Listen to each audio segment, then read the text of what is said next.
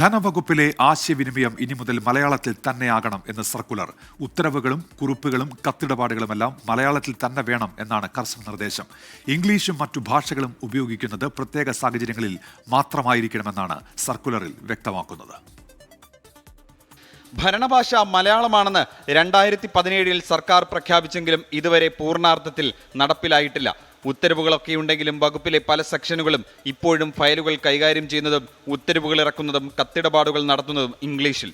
വിഷയം വീണ്ടും ഉദ്യോഗസ്ഥ ഭരണപരിഷ്കാര വകുപ്പിലെ ഔദ്യോഗിക ഭാഷാ വിഭാഗം ശ്രദ്ധയിൽപ്പെടുത്തിയതിനെ തുടർന്നാണ് കർശന നിർദ്ദേശമെന്ന രീതിയിൽ ധനവകുപ്പ് സർക്കുലർ പുറത്തിറക്കിയത്.